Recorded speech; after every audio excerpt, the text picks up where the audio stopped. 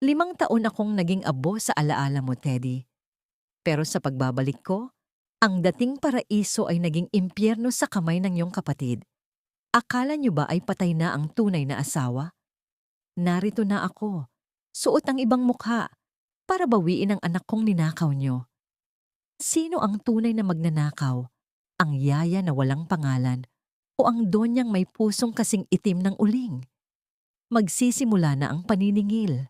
Mabubuhay pa ba ang pag-ibig sa gitna ng poot? Huwag mong idampi ang madumi mong daliri sa porselanang iyan, Esperanza. Napakamahal niyan.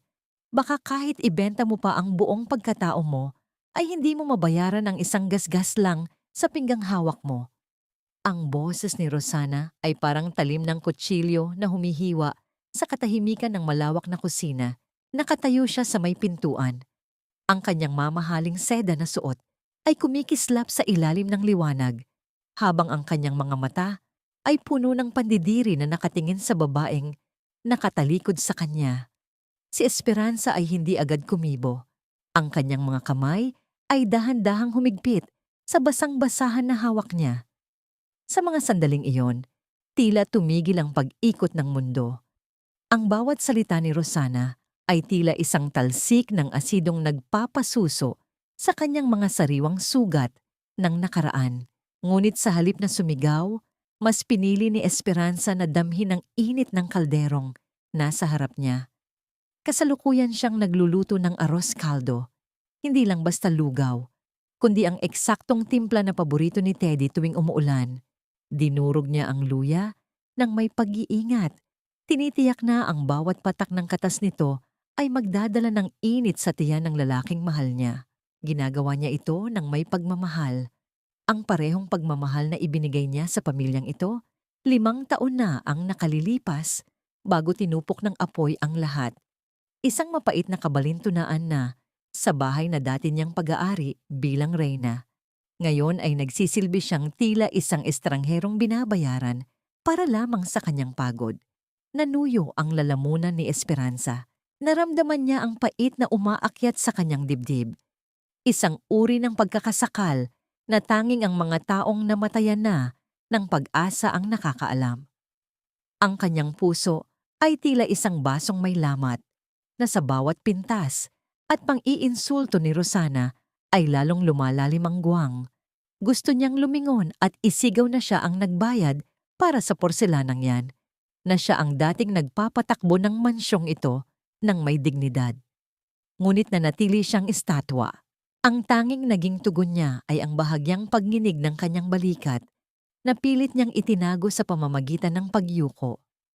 Ang pakiramdam ng pagiging maliit ay tila isang mabigat na kumot na bumabalot sa kanya. Bawat butil ng kanin na kanyang hinahalo ay tila naging saksi sa kanyang pagkadurog. Ang kanyang mga paa ay tila nakabaon sa semento, hindi makagalaw, hindi makatakas sa mapanuring mga mata ng babaeng nagnakaw ng kanyang buhay. Ang bawat tibok ng kanyang puso ay naging isang tila pipit na tumatama sa rehas ng hawla, humihingi ng katarungan sa gitna ng isang mundong tila nakalimot na sa kanya. Naiintindihan mo ba ako, Esperanza? O baka kailangan ko pang i-translate sa wikang kinalakihan mo sa putikan? Ang muling pag-atake ni Rosana ay may kasama ng hakbang papalapit. Ang tunog ng kanyang sapatos sa makintab na sahig ay tila bawat hampas ng martilyo sa kabaong ng katahimikan ni Esperanza. Dahan-dahang humarap si Esperanza. Ang kanyang mga mata ay nakayuko, iniiwasan ng matatalim na titig ni Rosana. Opo, Ma'am Rosana, pasensya na po. Ang kanyang boses ay tila isang bulong na halos hindi marinig. Isang boses na binago ng usok at luha, na ngayon ay nagsisilbing kalasag niya laban sa pagkilala. Eksaktong sa sandaling iyon, bumukas ang pinto ng kusina. Pumasok si Teddy, ang kanyang mga mata ay pagod at tila may dalang bigat ng buong mundo. Huminto siya nang makita ang dalawa. Ang amoy ng arroz caldo ay agad na humalik sa kanyang pangamoy. Dahilan upang sandali siyang matigilan. Tumingin siya kay Esperanza. At sa loob ng ilang segundo, naramdaman ni Esperanza ang isang kuryenteng tila nag-uugnay sa kanilang mga kaluluwa. Ang mga mata ni Teddy ay tila naghahanap ng isang pamilyar na anino sa ilalim ng bagong mukha ni Esperanza. Teddy, salamat at nandito ka na. Ang mabilis na pagbabago ng tono ni Rosana mula sa pagiging halimaw patungo sa isang mapagmahal na kapatid. Itong bagong yaya, pinagsasabihan ko lang na mag-ingat sa mga gamit natin. Alam mo naman, mahirap na ang magtiwala sa panahon ngayon. Hindi sumagot si Teddy. Ang kanyang titig ay nanatiling nakapako sa mga kamay ni Esperanza na nakahawak pa rin sa sandok. May kung anong kumurot sa kanyang puso, isang alaala ng isang babaeng dati ring nagluluto para sa kanya ng may ganoong katapatan. Ayos lang ba ang lahat dito? Ang tanong ni Teddy ay tila hindi para kay Rosana, kundi isang tahimik na pag-alo sa babaeng tila nanginginig sa takot. Ngunit bago pa makasagot si Esperanza, lumapit si Rosana at hinablot ang sandok mula sa kanyang kamay. Sa isang mabilis at mapang-aping pagkilos, itinulak niya si Esperanza palayo sa kalan. Umalis ka na rito. Tapos ka na. Maglinis ka na lang sa bodega, doon ka nararapat. Habang naglalakad si Esperanza palabas ng kusina, ramdam niya ang titig ni Teddy sa kanyang likuran. Ang bawat hakbang niya ay tila paglalakad sa ibabaw ng mga bubog. Ang tanging tanong na naiwan sa kanyang isipan habang nakatanaw sa madilim na pasilyo ng mansyon ay ito. Hanggang kailan ko kayang sikmurain ang ganitong kaapihan para lamang makasama ang anak ko? Sa bahay na dati ay sa akin, ngunit ngayon ay itinuturing akong isang magnanakaw. Sunog! Nanay, ang apoy! Huwag niyo po akong iwan sa dilim! Ang matinis na tili ni Tito ay bumasag sa katahimikan ng malalim na gabi. Isang tinig na puno ng purong takot na tila nanggagaling sa kailaliman ng isang traumatisadong kaluluwa. Ang bawat pagsigaw ng bata ay tila isang lason na bumabaon sa puso ni Esperanza habang siya ay mabilis na tumatakbo sa madilim na pasilyo ng mansyon. Ang kanyang mga paa, na walang sapin, ay hindi na inalintana ang lamig ng marmol na sahig. Ang tanging naririnig niya ay ang mabilis na pagtibok ng sarili niyang puso na tila nakikipag-unahan sa bawat hininga ni Tito. Sa loob ng silid ng bata, ang mga katulong ay nagkakagulo. Hindi malaman kung paano papatahimikin ng bata na nanginginig at basang-basa ng pawis habang nakapikit pa rin ang mga mata. Ngunit sa pagpasok ni Esperanza, tila huminto ang hangin. Hindi siya sumigaw, hindi siya nagutos. Dahan-dahan siyang lumapit sa gilid ng kama. Ang kanyang bawat galaw ay puno ng isang uri ng pag-iingat na tanging ang isang ina lamang ang makakagawa para sa kanyang nasasaktang anak. Nandito na ako, anak. Nandito na ang yaya. Ang bulong ni Esperanza, isang boses na kasing lambot ng pelos. Naupo siya sa tabi ni Tito at dahan-dahang hinaplos ang basang noo ng bata. Sa gitna ng kadiliman, nagsimulang humuni si Esperanza ng isang lumang oyayi. Isang himig ito na walang mga salita, ngunit bawat nota ay tila isang banayad na haplos ng hangin sa gitna ng mainit na gabi. Ang kanyang paghuni ay may kasamang malungkot na ritmo, isang himig na matagal na niyang ibinaon sa limot, ngunit ngayon ay kusa ng lumalabas mula sa kanyang mga labi. Ito ang kantang palaging pinapatugtog ni Talia sa kanyang sinapupunan bago pa man isilang ang bata. Tila isang himala ang nangyari. Ang nanginginig na katawan ni Tito ay unti-unting kumalma. Ang kanyang mga kamay na kanina ay sumusuntok sa hangin ay dahan-dahang bumaba at humawak ng mahigpit sa laylayan ng damit ni Esperanza. Ang bata ay huminga ng malalim, isang buntong hininga ng kaginhawaan, at isiniksik ang kanyang maliit na mukha sa palad ng babaeng itinuturing niyang estranghero. Hindi na malayan ni Esperanza na tumutulo na pala ang kanyang mga luha. Ang hapdi ng pagkakalayo nila ng 5 taon ay tila naglaho sa isang sandali ng pisikal na ugnayan. Gusto niyang isigaw sa buong mundo na ito ang kanyang anak, na ang dugong nananalatay sa mga ugat ni Tito ay nanggaling sa kanya. Ngunit nanatili siyang pipi, hinahayaan na lamang ang init ng balat ng bata na magsilbing gamot sa kanyang sariling mga sugat. Sa may pintuan, nakatayo si Teddy. Kanina pa siya roon, nakamasid sa eksenang hindi niya inaasahan. Ang kanyang puso ay tila isang lumang orasan na muling pinaandar. Ang himig na naririnig niya mula kay Esperanza ay tila isang multo mula sa kanyang nakaraan. Iyon ang eksaktong oyayi na madalas kantahin ni Talia noong sila ay masaya pa, noong ang mansyong ito ay puno pa ng liwanag at hindi ng mga lihim. Saan mo natutunan ang awit na yan? Ang tanong ni Teddy ay puno ng pag-aalinlangan. Ang kanyang boses ay nanginginig sa pagitan ng pangungulila at hinala. Nagulat si Esperanza at mabilis na nagpunas ng luha bago tumayo. Mula po sa aking kinalakihan sa probinsya, Sir Teddy. Iyon po ang palaging kinakanta ng aking ina kapag ako ay may masamang panaginip. Isang kasinungalingan na bawat titik ay tila isang tinik sa kanyang dila. Lumapit si Teddy. Ang kanyang mga mata ay mataman na nakatingin sa mukha ni Esperanza sa ilalim ng malamlam na ilaw ng lamptobol.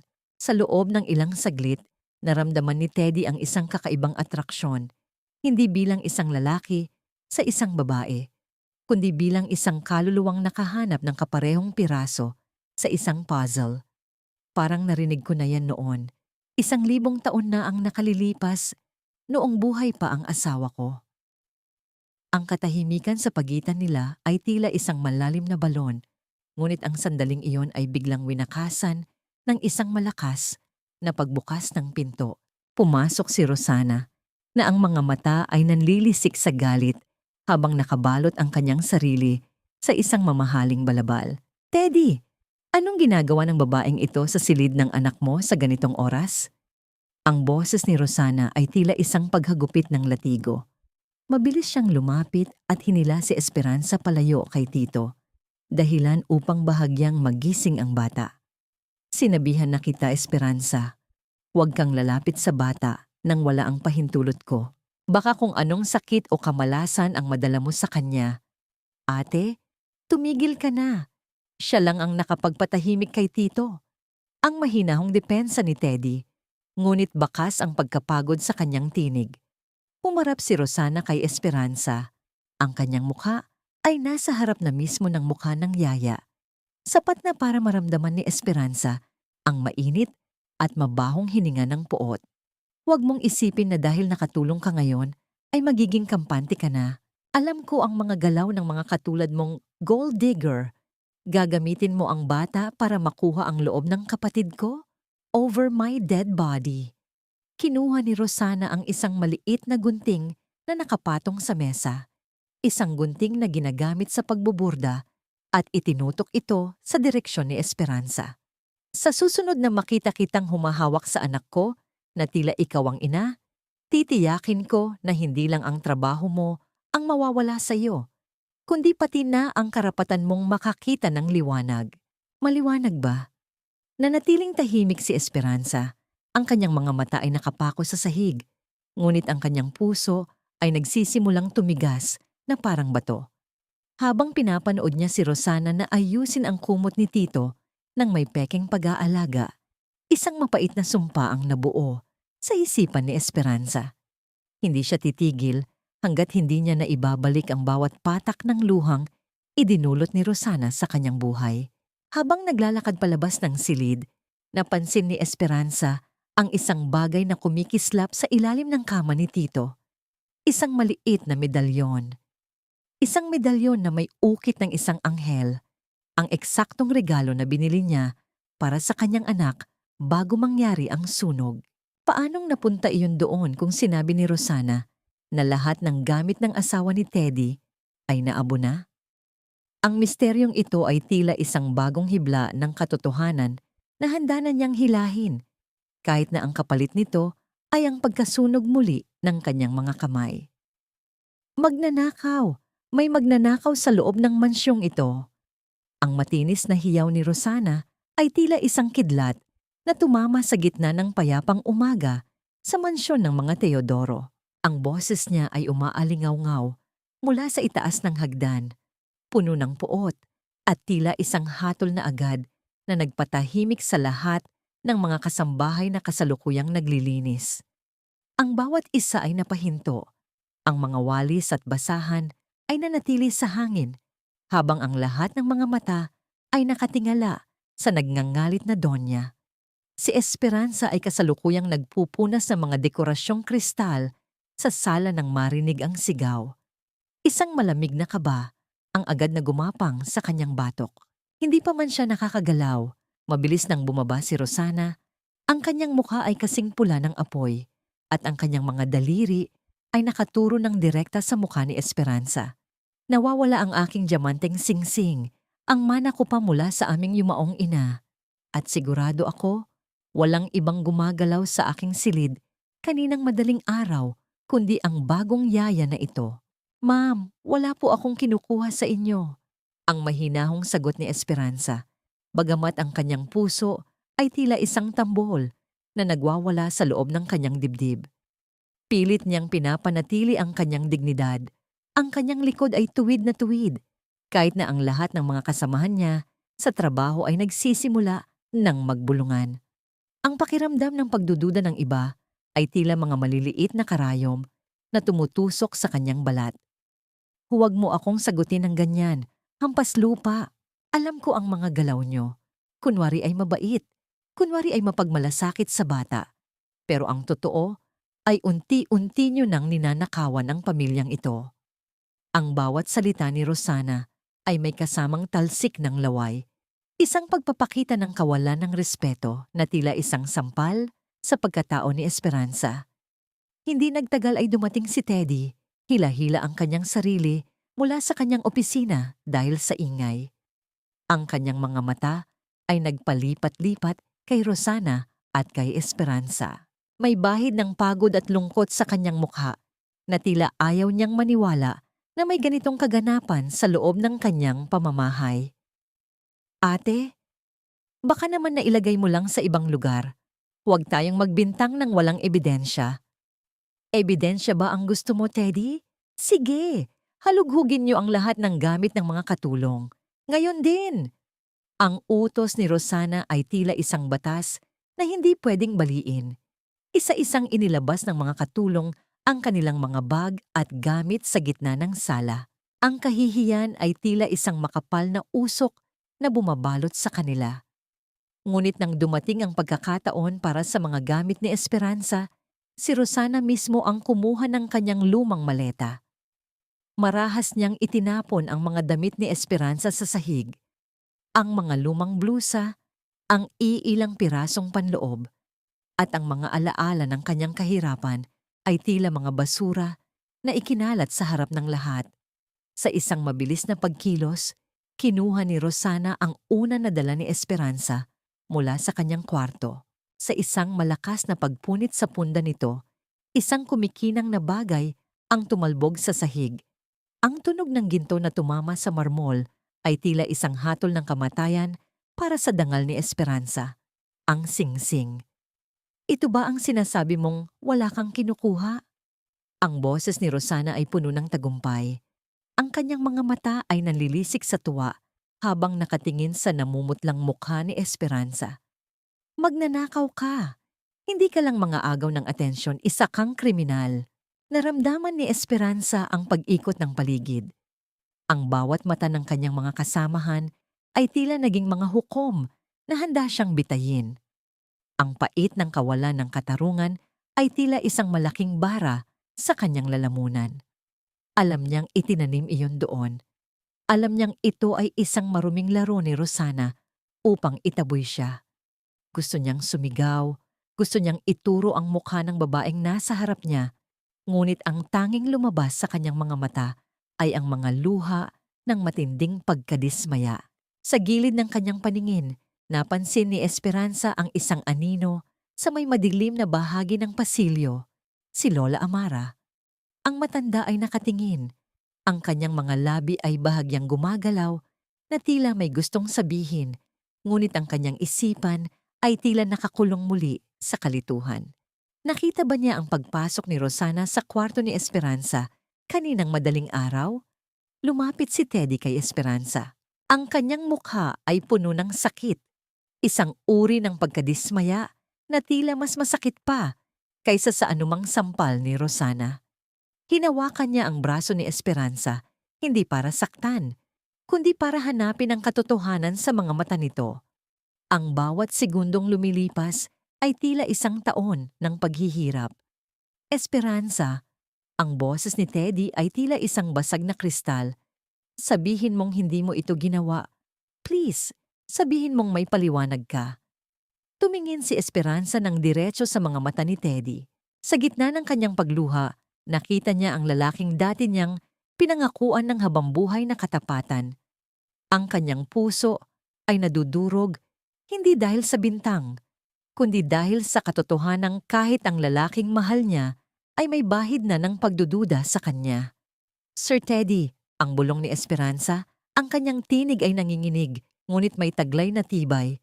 Ang katotohanan ay hindi nakatago sa ilalim ng unan, kundi nasa loob ng konsensya ng taong naglagay niyan doon. Ang kapal ng mukha mo.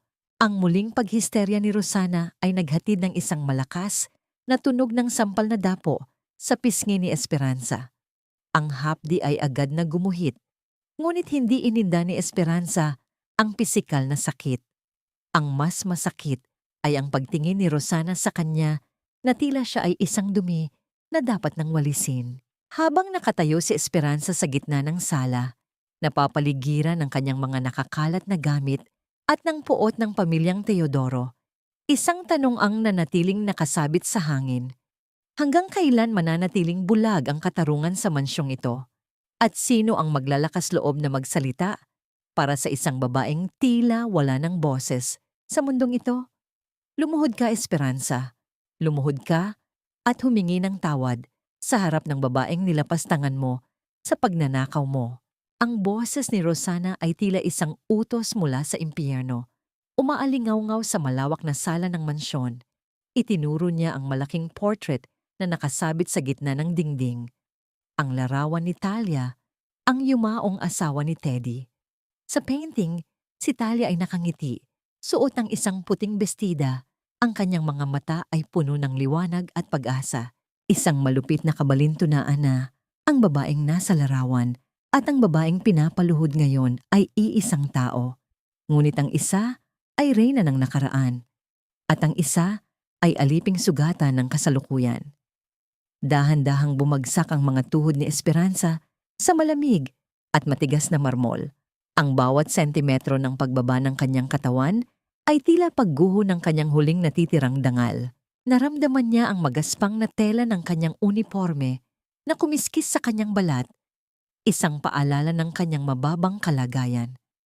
Ang katahimikan sa sala ay tila isang mabigat na timbang na pumipigil sa kanyang paghinga. Ang lahat ng mga katulong ay nakayuko, takot na madamay sa galit ni Rosana, habang ang mga mata ng Donya ay nanunuri, nag-aabang sa bawat patak ng luha ni Esperanza. Tingnan mo ang mukha niya, Esperanza. Malinis, marangal, at higit sa lahat, hindi magnanakaw. Ang muling panunuyan ni Rosana habang dahan-dahang lumalakad paikot kay Esperanza. Paano mo nagawang pagnakawan ng isang taong wala na rito para ipagtanggol ang sarili niya? Ang singsing na yon ay hindi lang ginto. Alaala iyon ng isang pamilyang winasak mo sa presensya mo. Sa gitna ng kanyang pagluhod, naramdaman ni Esperanza ang isang mabigat na presyur sa dulo ng kanyang saya. Tinapakan ni Rosana ang laylayan ng kanyang damit. Pinipigilan siyang gumalaw. Tila isang hayop na sinusupil sa ilalim ng paa ng kanyang amo. Ang bawat hibla ng tela ay tila sumisigaw sa ilalim ng mamahaling sapatos ni Rosana. Ang kahihiyan ay tila isang apoy na nanunuot sa bawat ugat ni Esperanza. Ngunit sa halip na sumigaw, nanatili siyang nakatitig sa portrait ng kanyang dating sarili. Sa mga sandaling iyon, ang mundo sa paligid niya ay tila naglaho. Ang boses ni Rosana ay naging isang malabong ugong na lamang. Ang tanging nakikita ni Esperanza ay ang sarili niyang mga mata sa painting. Isang kakaibang lakas ang biglang dumaloy sa kanyang mga daliri. Dahan-dahan, sa paraang hindi mapapansin ni Rosana, iniunat ni Esperanza ang kanyang kamay at hinawakan ang ibabang bahagi ng frame ng larawan. Ang lamig ng kahoy at ang tekstura ng pintura ay tila isang haplos mula sa isang matalik na kaibigan. Nandito na ang apoy. Nasusunog na ang mansyon. Takbo! Ilabas niyo ang bata! Ang biglang pagpasok ni Lola Amara ay bumasag sa tensyon. Ang matanda ay tila isang ligaw na hangin na pumasok sa sala. Ang kanyang mga kamay ay iwinawagayway sa hangin, habang ang kanyang mukha ay balot ng matinding takot. Ang kanyang mga mata ay nanlilisik habang nakatingin kay Rosana. Ikaw! Ikaw ang may hawak ng gasera! Nakita kita sa dilim! Namutla si Rosana. Ang kanyang pagkakahawak sa kanyang balabal ay humigpit at mabilis niyang binitawan ang pagkakatapak sa saya ni Esperanza. Dalhin niyo ang matandang yan sa kwarto niya. Ngayon din. Nagwawala na naman ang pag-iisip niyan. Habang hila-hila ng mga gwardya si Lola Amara, mabilis na tumayo si Esperanza. Ang kanyang puso ay kumakaba ng matindi. Alam niyang may alam si Lola Amara. Isang katotohanang matagal nang ibinaon ni Rosana sa ilalim ng mga abo. Sa gitna ng kaguluhan, isang maliit na piraso ng papel ang nahulog mula sa bulsa ni Lola Amara at humantong sa paanan ni Esperanza. Mabilis itong kinuha ni Esperanza at itinago sa kanyang palad. Nang makasigurong wala nang nakatingin, dahan-dahan niyang binuksan ang papel sa dilim ng pasilyo. Isang sulat ito mula kay Teresita, ang kanyang inainahan, na may mga salitang tila isang kumpas ng tadhana. Talia, anak, huwag kang mawawalan ng pag-asa. May nahanap akong saksi. Alam ko na kung nasaan ang tunay mong anak, buhay si Tito, at hindi siya malayo sa iyo. Ang panginginig ng mga kamay ni Esperanza ay hindi na mapigilan. Ang bawat titik sa sulat ay tila isang kislap ng liwanag sa gitna ng madilim na kuweba ng kanyang buhay. Kung buhay si Tito, nasaan siya? At anong kinalaman ni Rosana sa pagtatago ng kanyang sariling dugo at laman?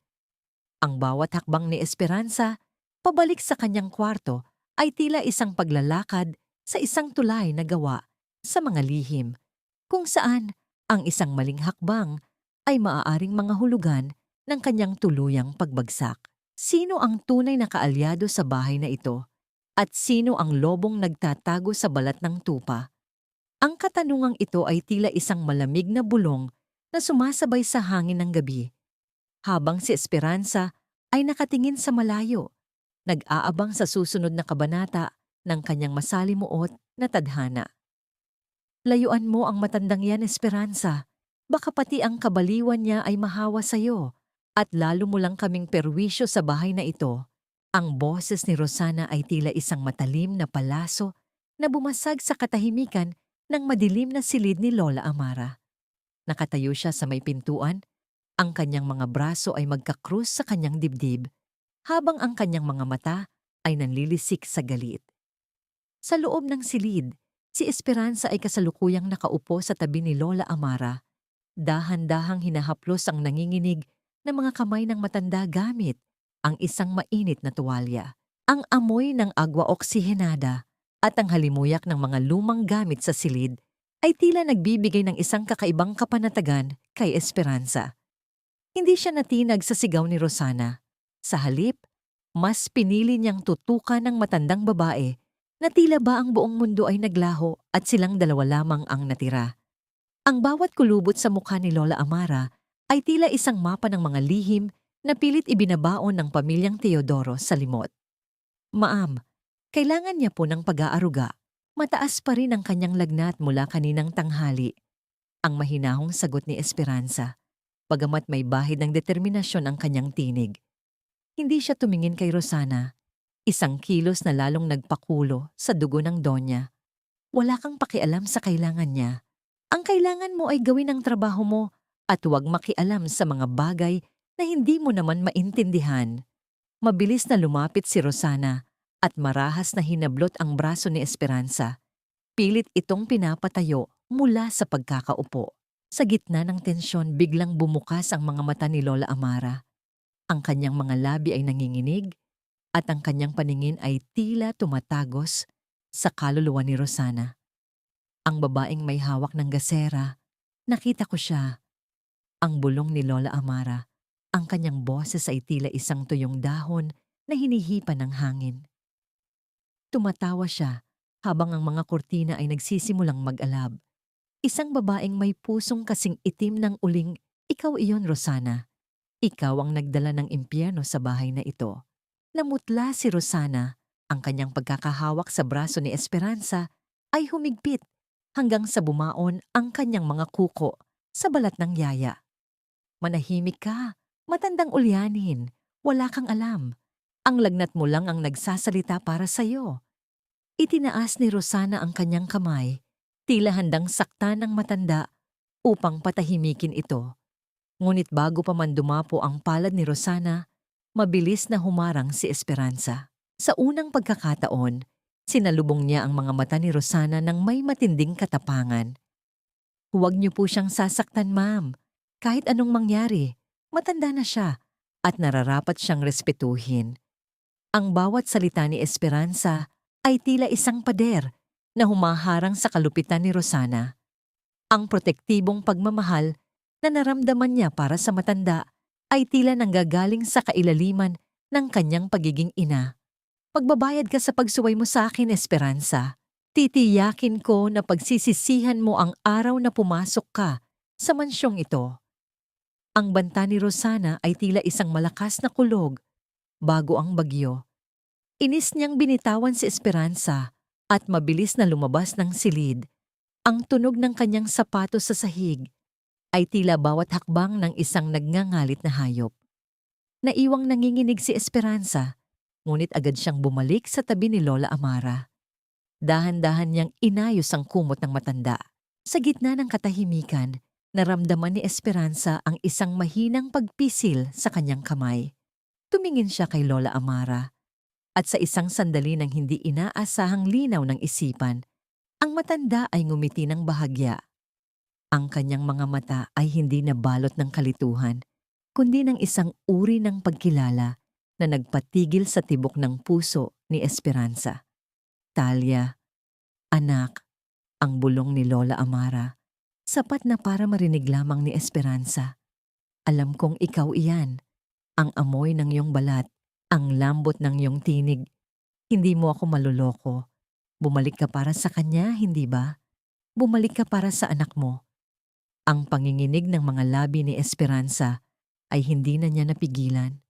Ang bawat titik ng kanyang tunay na pangalan na binigkas ni Lola Amara ay tila isang susi na nagbukas sa lahat ng sakit na kanyang itinago. Ngunit hindi nila alam, sa likod ng bahagyang nakabukas na pinto, may isang aninong nakatayo. Si Teddy, naroon siya nakasandal sa pader.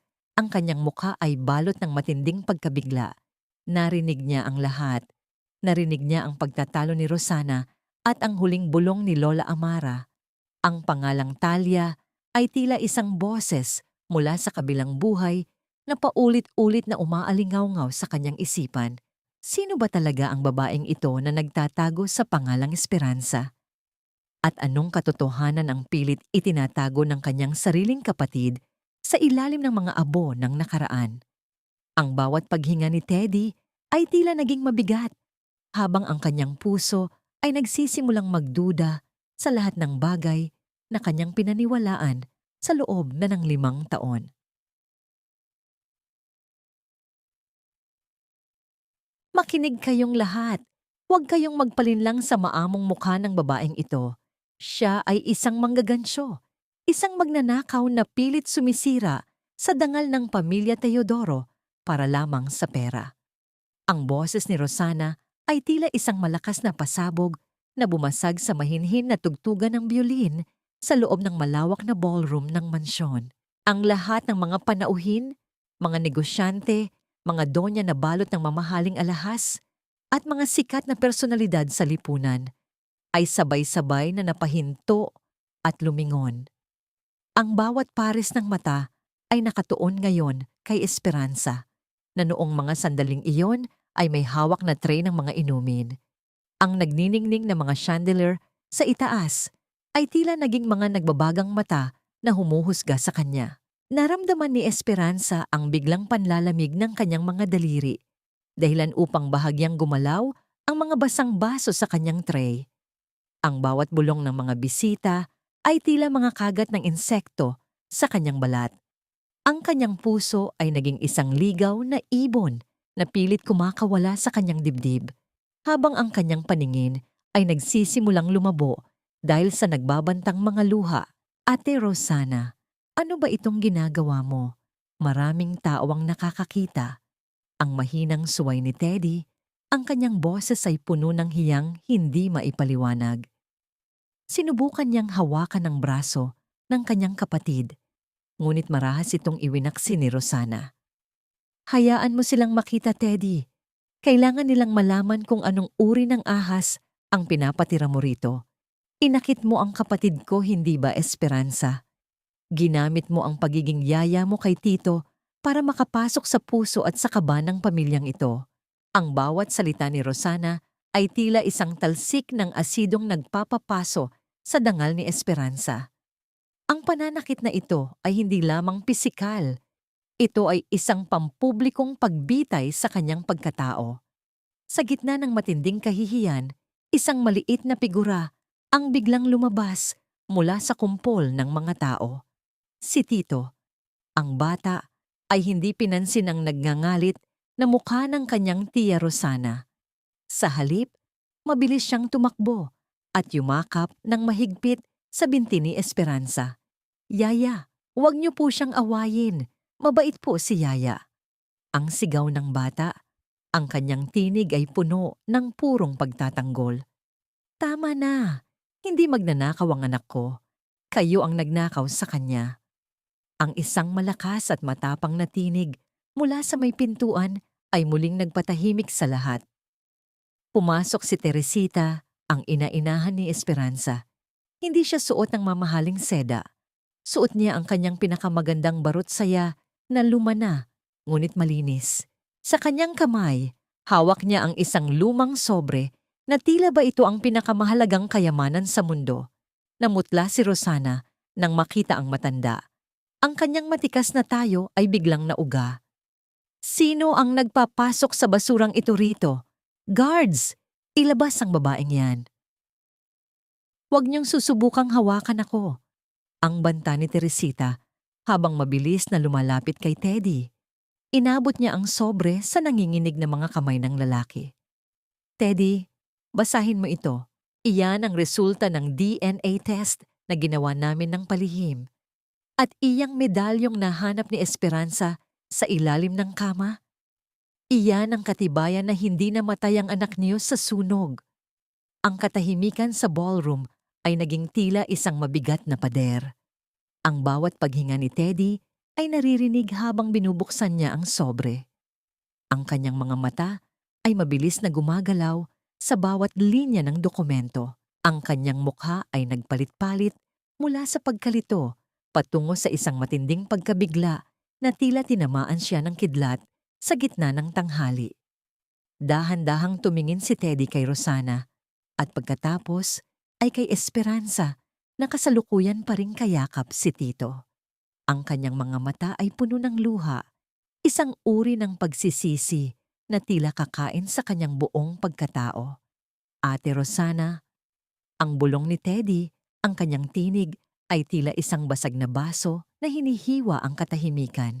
Bakit sinasabi rito na si Tito ay may 79% pagkakatulad sa DNA ni Talia? At bakit? Bakit ikaw ang nakapirma sa mga dokumento ng pag-aampon na may petsang 1 araw pagkatapos ng sunog? Ang bawat salita ni Teddy ay tila isang hatol na nagpabagsak sa lahat ng plano ni Rosana. Ang mga panauhin ay nagsimulang magbulungan ng malakas. Ang mga sulyap ng paghanga kanina kay Rosana ay napalitan ng pandidiri. Teddy, makinig ka. Ginawa ko lang yon para sa atin, para sa pamilya. Ang nauutal na depensa ni Rosana, ang kanyang boses ay nanginginig sa takot. Humarap si Teddy sa kanyang kapatid. Ang kanyang mga mata ay nanlilisik sa isang uri ng galit na hindi pa kailanman nakita ng sinuman. Ate Rosana, Sabihin mo sa akin ang totoo bago ko malimutan na magkapatid tayo. Ikaw ba? Ikaw ba ang sadyang sumunog sa bahay namin para makuha ang lahat, pati ang anak ko? Ang huling katanungan ni Teddy ay tila isang malamig na hangin na nagpapatay sa lahat ng ilaw ng pag-asa ni Rosana, habang si Esperanza ay nanatiling nakayakap kay Tito, naghihintay sa huling pagbagsak ng maskara ng demonya. Diyos ko, patawarin mo ako. Ginawa ko lang ang lahat para sa pangalan ng pamilya Teodoro. Hindi ko hinayaang mabulok ang yaman natin sa kamay ng isang babaeng walang pinag-aralan. Ang boses ni Rosana ay tila isang desperadong pagsamo na umalingaw-ngaw sa loob ng simbahan ng San Sebastian. Ang amoy ng insenso at ang malamig na simoy ng hangin sa loob ng katedral ay tila hindi sapat upang palamigin ang nag-aapoy niyang budhi. Nakaluhod siya sa harap ng altar, mahigpit na nakayakap sa kanyang dibdib ang mga dokumento ng ari-arian na tila ba ito ang kanyang huling hininga. Ang bawat paghikbi niya ay hindi nanggagaling sa pagsisisi, kundi sa takot na mawala ang lahat ng kanyang pinaghirapang nakawin. Ang katahimikan ng simbahan ay biglang bumasag nang bumukas ang malaking pintuang kahoy. Ang liwanag mula sa labas ay nagbigay ng mahabang anino sa dalawang taong pumasok, sina Teddy at Esperanza. Ang bawat hakbang nila sa mahabang pasilyo ay tila isang mabigat na pintig ng katarungan. Ang tunog ng kanilang mga sapatos sa sahig na gawa sa bato ay lumilikha ng isang tila martsa ng kamatayan para sa mga kasinungalingan ni Rosana. Ate, itigil mo na ito. Kahit sa harap ng Diyos, magsisinungaling ka pa rin ba? Ang boses ni Teddy ay tila isang malalim na dagat na puno ng hinanakit. Lumapit siya. Ang kanyang mga mata ay nakatuon sa kapatid na dati niyang tinitingala. Ngunit ngayon ay tila isang strangherong punong-puno ng lason. Humarap si Rosana, ang kanyang buhok ay gulo-gulo at ang kanyang maskara ng kagandahan ay tuluyan ng natunaw. Teddy, makinig ka. Ang babaeng iyan si Talia, siya ang sumira sa'yo. Pinakasalan mo siya dahil sa bugso ng damdamin. Pero ako ang nag-ayos ng lahat. Ako ang nagligtas sa'yo sa kahihiyan. Ang apoy na yon, isang aksidente lang yon. Isang aksidente na may kasamang pagkulong sa akin sa kwarto? Ang boses ni Esperanza ay biglang nagbago. Hindi na ito ang mahinhing boses ng isang yaya. Ito ay ang boses na puno ng kapangyarihan. Ang boses na 5 taon nang nakabaon sa ilalim ng mga abo. Isang aksidente ba ang sadyang pagbubuhos ng gas sa labas ng pintuan ko habang mahimbing akong natutulog, Rosana? Nakita kita sa refleksyon ng salamin bago lumiyab ang lahat. Nakita ko ang ngiti sa mga labi mo habang naririnig mo ang aking paghingi ng saklolo. Namutla si Rosana, ang kanyang mga mata ay nanlaki sa matinding takot habang nakatingin kay Esperanza. Dahan-dahang itinaas ni Esperanza ang kanyang mga kamay at tinanggal ang suot niyang scarf sa leeg. Inilalantad ang isang mahabang peklat na dulot ng pagkasunog, isang peklat na tila isang mapait na mapa ng kanyang nakaraan. Teddy, tingnan mo ako. Ang bulong ni Talia, ang kanyang mga mata ay nakatitig ng diretso sa kanyang asawa. Tingnan mo ang mga matang ito. Hindi ba't dito ka nangako ng habambuhay na pag-ibig sa harap ng altar na ito? 6 na taon na ang nakalilipas. Ang mukha ko ay binago ng apoy at ng mga doktor. Ang boses ko ay naging gasgas dahil sa usok. Ngunit ang puso ko ay hindi kailanman nakalimot sa iyo at sa anak natin. Naramdaman ni Teddy ang isang matinding panghihina sa kanyang mga tuhod. Ang bawat alaala ng kanilang kasal ay tila isang pelikulang mabilis na tumatakbo sa kanyang isipan. Ang paraan ng paghawak ni Talia sa kanyang kamay, ang kislap ng kanyang mga mata tuwing tumatawa, lahat ng iyon ay narito. Sa harap niya, sa loob ng katawan ni Esperanza. Talia! Ang tanging salitang lumabas sa mga labi ni Teddy habang ang mga luha ay mabilis na dumadaloy sa kanyang pisngi. Lumapit siya at dahan-dahang hinawakan ang mukha ng kanyang asawa. Tila ba natatakot na baka maglaho ito kapag kanyang hinaplos. Patawarin mo ako, napakabulag ko. Patawarin mo ako dahil hinayaan kitang magdusa ng mag-isa. Ngunit ang katahimikan ay muling binalot ng isang nakakangilong tawa. Si Rosana ay tumatawa ng malakas, isang tawa na puno ng kabaliwan. Sige, magyakap kayo. Pero hinding-hindi niyo makukuha ang yaman ng mga Teodoro. Akin ang lahat ng ito. Akin! Itinaas ni Rosana ang mga dokumento, ngunit bago pa man niya ito mailabas sa simbahan, pumasok ang mga pulis, kasunod ni Teresita at ng abogado ng pamilya. Rosana Teodoro, ikaw ay inaaresto sa kasong frustrated murder, kidnapping, at falsification of documents. Ang matigas na pahayag ng opisyal. Habang kinakapos ng hininga at pilit na kumakawala, ang mga kamay ni Rosana ay pinosasan. Ang kanyang mga dokumento ay nagkalat sa sahig ng simbahan. Tila mga tuyong dahon na walang saysay. Ang kanyang pagbagsak ay hindi lamang pisikal. Ito ay ang tuluyang pagkawasak ng kanyang pangalan at ng kanyang buong pagkatao sa harap ng taong kanyang pinakakinatatakutan, ang katotohanan. Habang hila-hila si Rosana palabas, ang tanging narinig na lamang ay ang malakas na pagsasara ng pintuan ng simbahan, na tila ba ang pinto ng impyerno ay tuluyan ng sumara para sa kanya. Naiwang magkakasama sina Teddy, Talia at si Teresita sa harap ng altar. Ang liwanag ng araw na tumatagos sa mga makukulay na bintanang kristal ay tila isang pagbabasbas. Ang dambana na naging saksi sa kanilang sumpaan noon ay naging saksi rin sa kanilang muling pagkabuhay ngayon. Uwi na tayo, Talia. Ang mahinahong yaya ni Teddy habang hawak ang kamay ng asawa. Nandun si Tito. Naghihintay ang anak natin. Tumingin si Talia sa krus sa itaas, isang huling suliyap ng pasasalamat bago tumalikod sa dilim ng nakaraan. Ang kanyang puso ay wala ng puot, kundi ang pag-asa na sa wakas. Ang apoy na sumira sa kanyang buhay ay siya ring apoy na naglinis sa kanilang bagong simula. Nanay, ikaw po ba ang nanay ko? Ang tanong ni Tito ay tila isang marupok na kristal na nalaglag sa sahig ng tahimik na sala.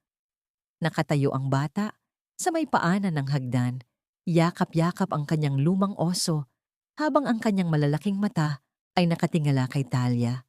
Wala na ang uniforme ng yaya. Suot na ni Talia ang isang simpleng bestida na kulay asul. Ang kanyang mukha ay wala nang itinatago sa ilalim ng makapal na makeup o nakayukong balikat. Ngunit ang peklat sa kanyang leeg ay nananatiling saksi sa apoy na pilit kumuha sa kanya. Naramdaman ni Talia ang biglang paghinto ng kanyang paghinga. Ang bawat hibla ng kanyang pagkatao ay nanginginig sa takot at pananabik. Dahan-dahan siyang lumuhod sa harap ng bata. Ang kanyang mga tuhod ay tila walang lakas na sumubsob sa malambot na alpombra. Ang bawat paglapit niya ay tila isang paglalakad sa isang manipis na yelo, isang maling galaw, at baka mabasag ang munting puso ng kanyang anak. "O anak, ako ito. Ako ang nanay mo na hindi kailanman lumayo sa puso mo." Ang bulong ni Talia, ang kanyang boses, ay tila isang mahinang ihip ng hangin na puno ng pagsamo. Inabot niya ang kanyang nanginginig na kamay at dahan-dahang hinaplos ang pisngi ni Tito. Sa loob ng 5 taon, napanaginipan niya ang sandaling ito sa bawat gabi ng kanyang pag-iisa sa probinsya. Ang bawat patak ng luha niya noon ay naging dalisay na pag-ibig na ngayon ay ibinubuhos niya sa bata. Ang init ng balat ni Tito sa kanyang palad ay tila isang kumpirmasyon mula sa langit na ang lahat ng kanyang paghihirap ay may katuturan. Hinawakan ni Tito ang kamay ni Talia at dahan-dahang iginaya ito sa kanyang maliit na mukha. Pagkatapos, ang kanyang maliliit na daliri ay dumapo sa mahabang peklat sa leeg ng kanyang ina. "Masakit po ba ito, nanay?" Sabi ni Tia Rosana. Nakakatakot daw po ang mga sugat. Napaiyak si Talia nang maramdaman niya ang mahigpit na yakap ni Tito sa kanyang leeg. Ang boses ng bata na tumatawag sa kanya ng nanay ay tila isang himig ng tagumpay na bumasag sa sumpa ng nakaraan. Mula sa malayo, nakasandal si Teddy sa hamban ng pinto. Pinapanood ang mag-ina. Ang kanyang puso ay balot ng isang matinding bigat, ang bigat ng pagsisisi. Gusto niyang lumapit. Gusto niyang sumali sa yakap na yon. Ngunit tila may isang pader ng kasalanan na pumipigil sa kanya. Paano niya hihilingin ang kapatawaran sa babaeng hinayaan niyang ituring na katulong sa sarili nitong bahay? Paano niya babayaran ng 5 taon ng pangungulila ni Talia habang siya ay nabulag sa mga kasinungalingan ng kanyang kapatid? Talia, ang mahinang tawag ni Teddy. Ang kanyang tinig ay puno ng pag-aalinlangan. Hindi lumingon si Talia. Nanatili siyang nakayakap kay Tito. Tila ba natatakot na baka sa isang kisap mata ay mawala ang lahat. Huwag muna ngayon, Teddy. Hayaan mo muna kaming maging mag-ina. Masyadong mahaba ang gabi na dinaanan ko para lang marating ang umagang ito. Ang bawat salita ni Talia ay tila isang mahinahong sampal sa mukha ni Teddy. Alam ni Teddy na ang pagbabalik ni Talia ay hindi nangangahulugan ng automatikong pagbabalik ng kanilang pagsasama. Ang tiwala ay tila isang basong nadurog. Kahit anong dikit ang gawin mo, mananatili ang mga bitak na pwedeng makasugat sa bawat hawak. I understand. Ang bulong ni Teddy, ang kanyang mga balikat ay bahagyang bumagsak sa pagtanggap ng katotohanan. Maghihintay ako, Talia. Kahit gaano katagal, kahit abutin pa ng habang buhay para mapatawad mo ako sa pagiging mahina ko. Sa gitna ng katahimikan ng mansyon, pumasok si Teresita dala ang isang tray ng pagkain. Ang matanda ay ngumiti nang makita ang mag-ina, ngunit ang kanyang mga mata ay may bahid ng pag-aalala. Anak, kailangan niyo munang kumain. Huwag niyong hayaang ubusin ng emosyon ang lakas niyo. Marami pa tayong dapat ayusin. Tumayo si Talia. Hawak-hawak pa rin ang kamay ni Tito. Tumingin siya sa paligid ng mansyon. Ang mansyong naging kulungan ng kanyang kaluluwa at ngayon ay naging saksi sa kanyang pagbabalik. Ang bawat muebles, ang bawat anino sa dingding ay tila may kwentong gustong isumbat. Hindi na ako mananatili rito, Nanay Teresita. Ang matigas na pahayag ni Talia na nagpagulat kay Teddy. Ang bahay na ito ay puno ng mga alaala ni Rosana. Bawat sulok dito ay amoy pagtataksil. Ayokong lumaki ang anak ko sa isang lugar na binuo sa kasinungalingan. Talia, anong ibig mong sabihin? Saan kayo pupunta? Ang nanginginig na tanong ni Teddy. Humarap si Talia sa kanyang asawa. Ang kanyang mga mata ay nagniningning sa determinasyon. Dadalhin ko si Tito sa lugar kung saan ako naging esperansa. Sa lugar kung saan natutunan kong mabuhay muli mula sa abo. Kung gusto mo kaming mahanap, Teddy, kailangan mong iwanan ng lahat ng yaman at pangalang ito. Dahil ang Talia na minahal mo noon ay matagal nang namatay sa apoy. Ang kaharap mo ngayon ay isang inang natutong lumaban para sa kanyang sarili. Ang cliffhanger na ito ay nag-iwan ng isang malaking tanong sa hangin. Susunod ba si Teddy sa hamon ni Talia? O mananatili siyang bilanggo ng kanyang yaman at ng pangalang Teodoro? Ang bawat hakbang ni Talia palabas ng mansyon, kasama ang kanyang anak, at si Teresita ay tila isang deklarasyon ng kalayaan. Habang si Teddy ay naiwang nakatayo sa gitna ng malawak at bakanteng sala. Tila isang hari na nawala ng kanyang kaharian. Ang bango ng tuyong lupa na nahaluan ng amoy ng sariwang dahon ng saging ay tila isang gamot na humihilom sa mga sugat ng kaluluwa ni Talia. Malayo sa Marangya, ngunit malamig na mansyon ng mga Teodoro, ang maliit na dampa ni Teresita sa gitna ng bukirin ay tila isang paraisong puno ng katotohanan. Dito, ang tanging maririnig ay ang banayad na paghampas ng hangin sa mga puno ng niyog at ang malayo, ngunit masayang tawa ni Tito habang hinahabol ang mga alitaptap sa bakuran. Nakatayo si Talia sa maliit na beranda. Dahan-dahang hinahalo ang isang basong mainit na tsokolate.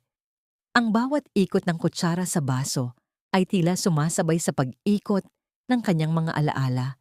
Isang linggo na ang nakalilipas mula nang iwan niya ang yaman at pangalang Teodoro. Ang kanyang mga kamay, na dati ay balot ng mamahaling alahas, ngayon ay may mga bahid na ng uling at lupa.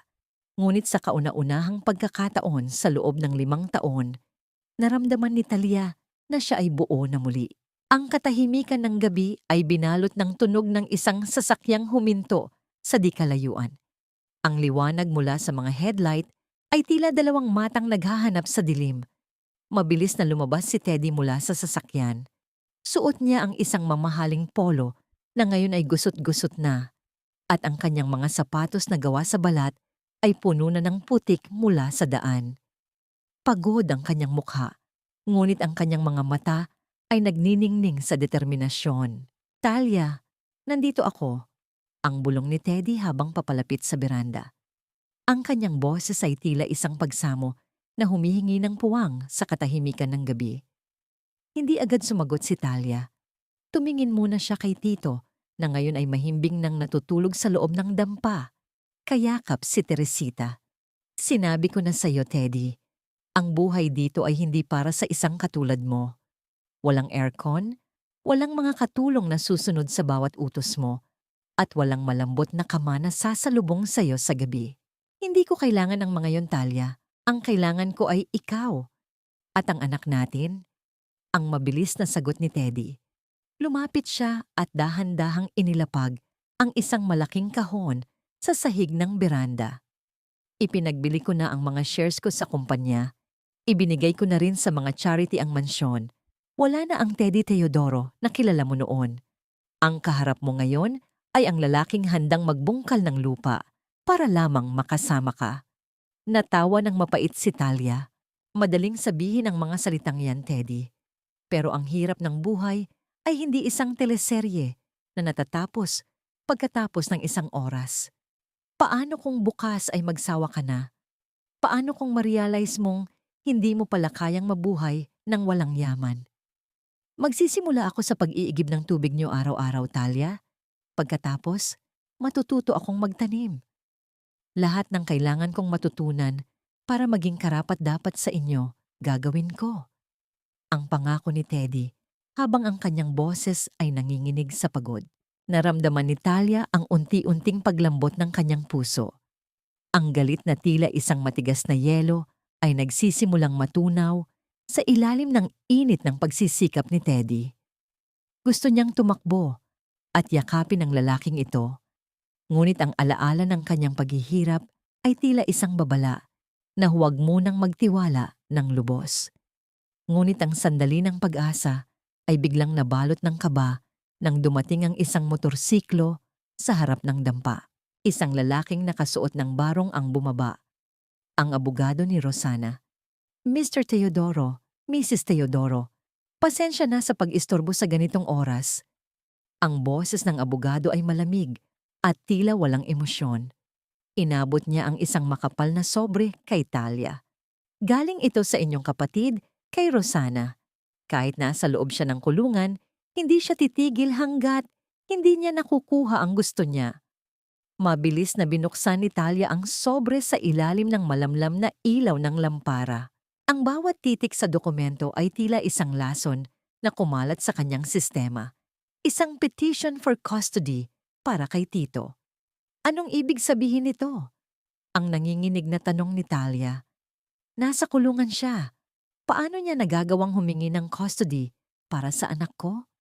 May mga koneksyon pa rin si Rosana, Mrs. Teodoro, at ayon sa dokumento, binabatikos niya ang inyong mental stability dahil sa pagpapanggap niyo bilang ibang tao sa loob ng 5 taon. Sinasabi niya na ang isang inang may sakit sa isip at walang sapat na kakayahang pinansyal ay hindi karapat-dapat na magpalaki ng isang tagapagmana ng mga Teodoro. Ang cliffhanger na ito ay tila isang malakas na sampal ng realidad sa mukha ni Talia at Teddy. Ang laban ay hindi pa tapos. Kahit nasa likod ng mga rehas, ang kamay ni Rosana ay tila isang mahabang galamay na pilit pa ring umaabot sa kanilang kaligayahan. Magagawa ba nilang protektahan si Tito mula sa huling ganti ng demonya? O tuluyan ng kukunin ng batas ang kaisa-isang dahilan ng muling pagkabuhay ni Talia. Ang katahimikan ng gabi sa probinsya ay biglang napalitan ng isang mabigat na takot. Habang ang anino ni Rosana ay tila muling sumasayaw sa paligid ng kanilang dampa, naghihintay ng tamang pagkakataon upang muling sunugin ang kanilang mundo. Hindi niyo kailanman makukuha ang anak ko. Kahit dumanak pa ang huling patak ng luha ko, hinding-hindi ko hahayaang mahawakan niyo muli ang buhay ni Tito. Ang boses ni Talia ay tila isang nagngangalit na agos ng tubig na bumasag sa katahimikan ng gabi sa probinsya. Ang mga legal na dokumentong iniabot ng abogado ni Rosana ay tila naging mga nagbabagang uling sa kanyang mga kamay. Sa bawat salitang nakasulat doon, ang mga akusasyon ng pagiging baliw, ang pagdududa sa kanyang kakayahang maging ina dahil sa 5 taon niyang pagpapanggap, ay tila muling nagsisindi ng apoy sa kanyang paligid. Ang bawat titik ay tila isang matalim na kuko na kumakalmot sa kanyang mga sariwang sugat. Naramdaman ni Talia ang pag-ikot ng paligid. Ang amoy ng tuyong damo at ang malamig na hangin ng bukirin ay tila naging masangsang at nakakasakal. Ang bawat tibok ng kanyang puso ay naging isang tila mabigat na tambol na tumatama sa kanyang dibdib, nagpapaalala sa kanya na ang kalaban ay hindi pa tuluyang natatalo. Ang takot na mawala muli ang kanyang anak ay mas matindi pa kaysa sa hapdi ng apoy noong gabi ng Hoa-Hoan. Mrs. Teodoro, ang inyong emosyonal na reaksyon ay lalo lamang nagpapatunay sa aming inihaing petisyon. Ang malamig na tinig ng abogado na may kasamang bahagyang ngisi na tila ba kinatutuwaan ang paghihirap ni Talia. Ang kanyang boses ay tila isang ahas na dahan-dahang pumupulupot sa leeg ng katarungan. Bago pa man makasagot si Talia, isang matigas na kamay ang humawak sa kanyang nanginginig na balikat. Si Teddy. Lumakad siya sa harap ni Talia. Ang kanyang tindig ay tila isang matibay na pader na handang sumalo sa anumang bagyo. Kahit suot niya ang kanyang maruming polo at ang kanyang mga sapatos ay balot ng putik, ang awtoridad sa kanyang mga mata ay hindi nawala. Sabihin mo sa kapatid ko, attorney, kung iniisip niyang kaya pa rin niyang baluktutin ang batas, kahit nasa loob ng kulungan, nagkakamali siya. Ang tinig ni Teddy ay mababa at matatag, parang dagundong ng kulog bago bumuhos ang ulan. Maaaring naibenta ko ang lahat ng aking shares, ngunit hindi ko isinuko ang aking dangal at ang katotohanan. Ako mismo ang haharap sa korte laban sa kanya. Patutunayan ko na ang tanging nawala ng konsensya sa pamilyang ito ay ang babaeng handang isakripisyo ang sariling dugo alang-alang sa yaman. Inagaw ni Teddy ang mga dokumento mula sa kamay ni Talia at marahas itong itinapon sa paanan ng abogado. Ang tunog ng mga papel na humampas sa lupang maputik ay tila isang hudyat ng digmaan. Umalis ka na rito bago ko makalimutan na isa akong sibilisadong tao. Ang dampa na ito ay banal para sa amin at hindi nararapat dito ang mga maruruming dokumentong dala mo. Nang makaalis ang abogado, mabilis na pumasok si Talia sa loob ng dampa. Ang kanyang mga hakbang ay puno ng pagmamadali at takot. Agad siyang nagtungo sa tabi ng natutulog na si Tito. Dahan-dahan niyang niyakap ang bata. Tila ba sa bawat segundong hindi niya ito hawak ay may kukuha rito. Ang kanyang mga hikbi ay pinipilit niyang itago sa ilalim ng kumot. Ngunit ang bawat pagyugyug ng kanyang balikat ay nagsasalaysay ng matinding dusa. Talia, hindi ko nahahayaang may kumuha sa inyo. Ang bulong ni Teddy habang dahan-dahang nililinis ang mga paa ng kanyang asawa. Noon, hinayaan ko ang sarili kong mabulag ng takot at ng maling tiwala. Pero ngayon, kahit ang buong mundo pa ang kalabanin ko, poprotektahan ko kayo ni Tito. Kahit maglakad pa ako sa gitna ng bagong apoy, hindi na ako bibitaw. Tumingin si Talia kay Teddy. Sa ilalim ng malamlam na liwanag ng gasera, nakita niya ang isang bagong Teddy, hindi ang mayamang lalaki na sunod-sunuran sa kanyang kapatid, kundi ang isang lalaking natutong lumuhod sa harap ng taong nasaktan niya. Ang bawat patak ng tubig mula sa basahan ay tila naging isang panalangin ng pagbabago. Teddy, natatakot ako. Ang nanginginig na pag-amin ni Talia. May mga koneksyon pa rin si Rosana. May pera pa rin siya sa kung saan saang bangko na hindi natin alam. Paano kung magbayad siya ng mga pekeng saksi? Hayaan mo siyang gumamit ng pera, Talia. Tayo, gagamitin natin ang katotohanan. Ang sagot ni Teddy nang may pananalig. May nakuha akong impormasyon kanina mula sa isa sa mga dating tauhan ni Rosana. Bago mangyari ang sunog, may mga dokumentong sadyang itinago si Lola Amara sa isang lumang baul sa bodega ng kumpanya. Mga dokumentong nagpapatunay na hindi lang si Tito ang ninakaw niya, kundi pati ang mga pirma ni Papa sa kanyang testamento ay peke. Ang cliffhanger na ito ay nagbigay ng isang bagong pag-asa, ngunit may kasama ring panganib. Bukas, kailangang bumalik ni Teddy sa Maynila upang hanapin ang baul na yon sa gitna ng mga tauhang tapat pa rin kay Rosana.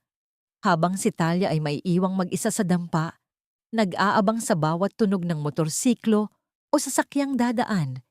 Iniisip kung ang susunod na kakatok sa kanyang pinto ay katarungan o ang mga kamay ng mga taong nais kumuha sa kanyang anak. Ang gabi ay tila naging mas mahaba, habang ang bawat huni ng mga kuliglig ay tila naging boses ng mga abogado at hukom na naghihintay sa kanilang pagbagsak. Ngunit sa gitna ng kadiliman, ang magkahawak kamay na sina Teddy at Talia sa tabi ng kanilang anak ay tila isang liwanag na hindi kailanman kayang patayin ng anumang hangin ng tadhana. Mag-iingat ka, Teddy. Baka ang pag-alis mo ay maging huling pagkakataon na makikita kitang buo at buhay.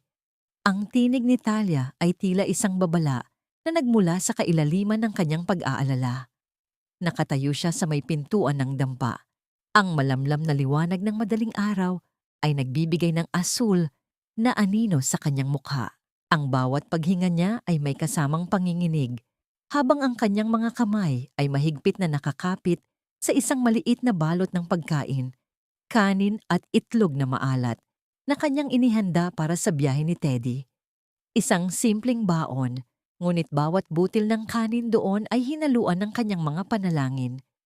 Ang tunog ng papalayong sasakyan ni Teddy ay tila isang mabigat na buntong hininga na naiwan sa paligid ng dampa. Naiwang mag-isa si Talia. Yakap ang kanyang sarili habang ang hamog ng umaga ay dahan-dahang nanunuot sa kanyang balat. Ang bawat huni ng ibon ay tila naging isang babala at ang bawat kaluskos ng mga dahon ng saging ay tila naging bulong ng panganib. Sa loob, natutulog pa rin si Tito, walang kamalay-malay na ang kanyang kinabukasan ay kasalukuyang nakasalalay sa isang lumang baul sa gitna ng lungsod. Samantala, sa Maynila, ang dambuhalang warehouse ng mga Teodoro ay tila isang puntod ng mga nakalimutang lihim. Ang amoy ng kalawang at nabulok na papel ay sumalubong kay Teddy pagpasok niya sa madilim na pasilyo. Ang bawat tunog ng kanyang sapatos sa semento ay lumilikha ng isang tila multong alingawngaw.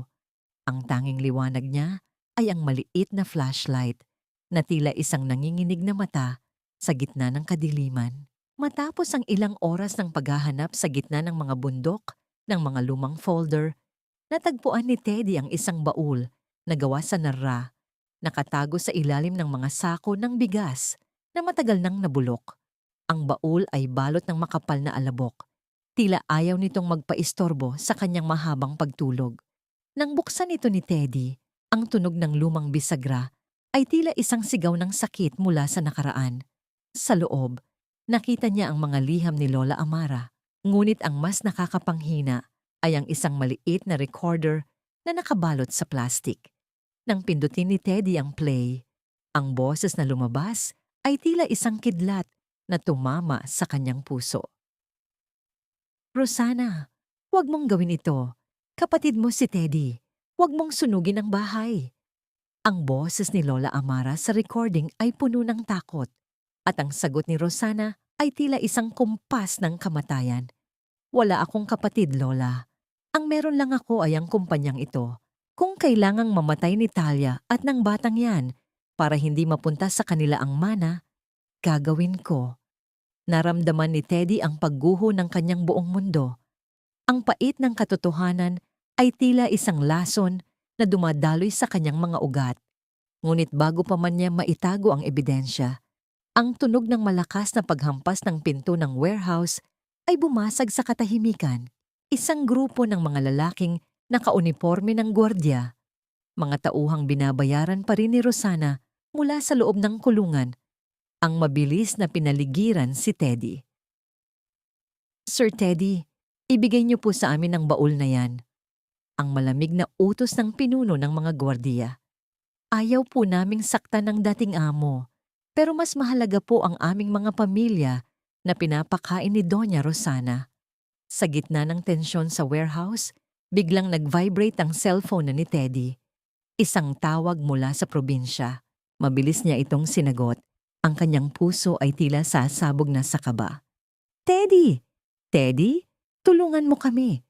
Ang boses ni Talia sa kabilang linya ay puno ng matinding takot. May mga taong nakapaligid sa dampa. Sinusubukan nilang wasakin ang pinto. Si Tito? Kukunin nila si Tito. Ang cliffhanger na ito ay tila isang dalawang talim na kutsilyo. Habang si Teddy ay nakikipaglaban para sa ebidensya sa Maynila, ang kanyang pamilya ay kasalukuyang nasa panganib sa probinsya. Sino ang uunahin niya? Ang katotohanang magpapalaya sa kanila habang buhay o ang buhay ng kanyang asawa at anak sa mga sandaling ito? Ang bawat segundong lumilipas ay tila isang patak ng dugo mula sa isang sugat na hindi natitigil sa pagdurugo. Ang tunog ng pagkabasag ng salamin mula sa kabilang linya ng telepono ang huling narinig ni Teddy bago tuluyang maputol ang tawag habang ang mga gwardiya sa harap niya ay nagsimula ng humakbang papalapit ng may hawak na mga pamalo. "Teddy, nasaan ka na? Kukunin nila si Tito. Hindi ko na kaya." Ang boses ni Talia sa kabilang linya ay tila isang tinig na nagmula sa kabilang buhay, puno ng desperasyon at matinding takot. Ang tunog ng nabasag na salamin at ang malakas na pagtulak sa pintuan ng dampa ay tila mga martilyo na tumatama sa puso ni Teddy.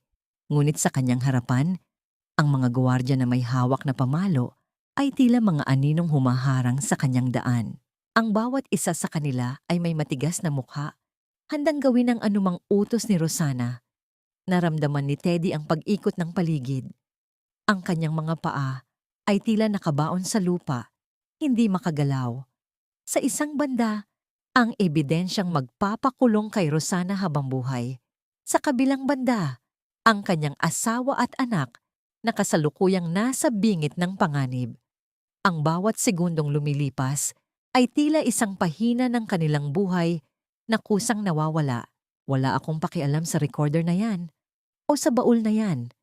Ang sigaw ni Teddy, ang kanyang boses ay umaalingaw-ngaw sa buong warehouse. "Umalis kayo sa daanan ko. Kung may mangyari sa asawa at anak ko, sisiguraduhin kong hindi lang ang kapatid ko ang makukulong, kundi pati kayong lahat. Hindi kayo hahayaang mabuhay ng payapa sa ilalim ng araw na ito." Nagulat ang mga gwardiya sa matinding galit ni Teddy. Hindi nila inaasahan ang ganitong reaksyon mula sa dating may-ari ng kumpanya. Ngunit bago pa man makakilos si Teddy, biglang may malakas na busina ng sasakyan sa labas ng warehouse. Pumasok ang mga pulis, kasama si Attorney Gomez, ang abogado na tapat sa pamilya Teodoro at nahanap ni Teresita sa tulong ng lumang kaibigan ng kanyang asawa. "Teddy, nakahanap kami ng tulong. Sinabihan ko na sila." Ang sigaw ni Attorney Gomez. Nagkagulo ang mga gwardiya. Ang iba ay sumubok na tumakas. Ngunit agad silang hinabol at pinosasan ng mga pulis. Mabilis na kinuha ni Teddy ang recorder at ang baul. Ang kanyang puso ay kumakaba ng matindi habang tumatakbo palabas ng warehouse at sumakay sa sasakyan ng mga pulis. "Kailangan nating bumalik sa probinsya. Ngayon din, nasa panganib ang pamilya ko."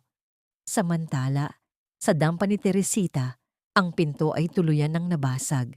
Pumasok ang dalawang lalaking nakasuot ng itim, Ang kanilang mga mukha ay balot ng panyo at ang kanilang mga mata ay puno ng lamig. Nakatayo si Talia sa harap ng katre, yakap-yakap si Tito, habang si Teresita ay pilit na humaharang sa daan, may hawak na lumang kahoy na panghampas. Huwag kayong lalapit sa bata. Diyos ko, tulungan niyo kami. Ang sigaw ni Teresita, ang kanyang boses ay nanginginig sa takot, ngunit puno ng determinasyon. Ibigay niyo na lang ang bata, Mrs. Teodoro. Ayaw naming masaktan kayo. Ang malamig na sabi ng isa sa mga lalaki habang papalapit. Ngunit bago pa man nila maabot si Talia, isang matalim na balisong ang biglang sumalubong sa kanila. Pumasok si Mang Tonyo, ang dating hardinero ng mga Teodoro na pinagkatiwalaan ni Teddy. Mabilis siyang kumilos. Ang kanyang mga mata ay nanlilisik sa galit. Hindi siya nailangan pang magsalita. Ang kanyang presensya ay sapat na upang takutin ang mga salarin. Si Mang Tonyo ay dati ng sundalo at ang kanyang mga galaw ay mabilis at tila walang takot. Umalis kayo sa pamamahay na ito. Huwag niyo kaming babalikan. Ang banta ni Mang Tonyo habang pilit na nakikipaglaban sa mga lalaki. Ang mga kamao at sipa ay umalingaw-ngaw sa loob ng dampa. Naramdaman ni Talia ang pagguho ng dingding at ang pagbagsak ng mga lumang kagamitan. Yakap-yakap pa rin niya si Tito, pilit na pinoprotektahan ang kanyang anak mula sa kaguluhan. Biglang bumukas ang pintuan. Pumasok si Teddy, kasama ang mga pulis. Ang kanyang mukha ay puno ng dugo mula sa labanan sa warehouse. Ngunit ang kanyang mga mata ay nagniningning sa determinasyon. Arestuhin niyo ang lahat ng iyan. Ang sigaw ng pinuno ng pulisya. Nagkagulo ang mga salarin. Ang iba ay sumubok na tumakas sa bintana. Ngunit agad silang nahuli. Ang dampa ay puno ng kaguluhan. Ngunit sa gitna ng lahat ng iyon, si Teddy ay mabilis na lumapit kay Talia at Tito. Niyakap niya ang kanyang pamilya ng mahigpit. Ang kanyang mga luha ay dumadaloy sa kanyang pisngi. Salamat sa Diyos, ayos lang kayo. Ang bulong ni Teddy. Patawarin mo ako, Talia. Patawarin mo ako. Tumingin si Talia kay Teddy. Ang kanyang mga mata ay puno ng luha. Ngunit ang takot ay napalitan na ng isang uri ng kapayapaan. Sa mga sandaling iyon, hindi mahalaga ang mga yaman, hindi mahalaga ang nakaraan. Ang mahalaga ay ang kanilang pamilya ay muling buo. Kinabukasan, si Rosana ay nilitis sa korte. Sa tulong ng recorder at ng mga dokumento sa baul, kasama ang mga testimonya ni na Lola Amara, Teresita, Mang Tonyo at maging ng mga dating tauhan ni Rosana na patunayan ang kanyang mga krimen. Nahatulan siya ng habambuhay na pagkakakulong at ang kanyang pangalan ay tuluyang nawala ng dangal. Ang katarungan ay nanalo, ngunit ang laban ay nag-iwan ng malalim na peklat sa puso ng bawat isa. Ang amoy ng sariwang hangin mula sa dagat ay tila isang bagong simula na yumayakap sa bawat sulok ng maliit na bahay. Wala na ang malaking mansyon ng mga Teodoro na puno ng lihim at pait. Sa halip, isang simpleng bahay kubo na malapit sa dalampasigan ang ngayon ay tahanan ni na Teddy, Talia at Tito. Ang bawat pahina ng nakaraan ay tila unti-unting tinatangay ng hangin. At ang tanging naiiwan ay ang mga alaala na nagturo sa kanila ng halaga ng pag-ibig at kapatawaran. Nanay, tingnan niyo po, ang daming shell. Ang masayang tawa ni Tito ay umalingaw-ngaw sa dalampasigan. Ang kanyang maliliit na paa ay tumatakbo sa basang buhangin, abala sa pagpulot ng mga kabibe. Wala na ang takot sa kanyang mga mata. Sa halip ay nagniningning na ang kaligayahan ng isang batang nakahanap ng kanyang sariling liwanag. Pinapanood sila ni Talia mula sa beranda. Ang kanyang mga mata ay puno ng pagmamahal. Ang peklat sa kanyang leeg ay naging isang bahagi na ng kanyang pagkatao. Isang paalala na ang lahat ng kanyang pinagdaanan ay nagdala sa kanya sa kapayapaang ito. Oo, anak. Kolektahin mo lang lahat ng gusto mo. Ang bulong ni Talia, ang kanyang boses ay puno ng kagaanan. Dumating si Teddy, may dalang kape at mainit na pandesal. Naupo siya sa tabi ni Talia. Ang kanyang braso ay dahan-dahang pumulupot sa bewang ng asawa. Ang kanyang mga kamay, na dati ay pumipirma ng mga dokumento, ngayon ay may mga kalyo na mula sa pagtatanim ng gulay at pag-aalaga ng mga isda. Ngunit sa bawat haplos niya kay Talia, nararamdaman niya ang isang pagmamahal na mas matindi pa sa anumang kayamanang pinanghawakan niya noon. Ang kirot ng nakaraan ay nanatili, ngunit ito ay nagmistulang pilat na nagpapaalala sa kanila ng kanilang lakas, hindi ng kanilang kahinaan. Maraming salamat, mahal naming tagapakinig, sa muli ninyong paglalakbay kasama namin sa mundo ni Natalia at Teddy. Sa bawat pagluha nyo, sa bawat pagngiti, at sa bawat buntong hininga ng pag-asa, ramdam namin ang inyong presensya. Bilang inyong manunulat, ang bawat salita ay hinaluan ko ng malalim na damdamin. May mga gabing tila nakakulong din ako sa kadiliman ni Talia habang isinusulat ang bawat pang-aapi ni Rosana. Ngunit sa tuwing naaalala ko ang mga ngiti ni Tito at ang muling pagbangon ng pag-ibig ni Natalia at Teddy, tila isang munting apoy ang muling sumisindi sa aking puso. Ang pinakamahirap na bahagi ay ang isulat ang kanilang paghihiwalay. Dahil sa bawat pahina, nararamdaman ko ang hapdi ng bawat desisyon. Subalit, naniniwala akong sa bawat dilim, mayroong liwanag na naghihintay, at sa bawat pagsubok, may aral na nakatago. Ang kwentong ito, bagamat katang-isip, ay hinango sa mga piraso ng katotohanan, sa mga pamilyang Pilipino na lumalaban para sa kanilang karapatan, sa mga inang handang sunugin ang kanilang sarili para sa kanilang mga anak, at sa mga puso na pilit hinahanap ang kapatawaran sa kabila ng pinakamalalim na sugat. Ito ay paalala na ang pag-ibig ay parang isang buto. Kailangan itong itanim sa lupa ng tiwala, diligan ng pag-unawa at alagaan ng panahon upang mamunga ng tunay na kaligayahan. Ngunit may isang tanong na nananatili sa hangin, isang tanong na nais kong ibahagi sa inyo, mga minamahal naming tagapakinig.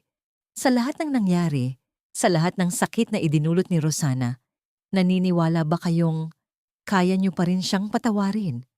O para sa inyo, sapat na ang hatol ng batas at ng konsensya, ang inyong mga pananaw ay mahalaga sa amin. Kaya naman, huwag mag-atubiling ibahagi ang inyong mga saloobin sa comment section. At kung nagustuhan nyo ang kwentong ito, mangyaring i-like, i-share, at mag-subscribe sa aming channel para sa mas marami pang kwentong bubuksan ang inyong puso at isipan. Muli, maraming salamat sa inyong pagmamahal at suporta. Hanggang sa muli nating paglalakbay.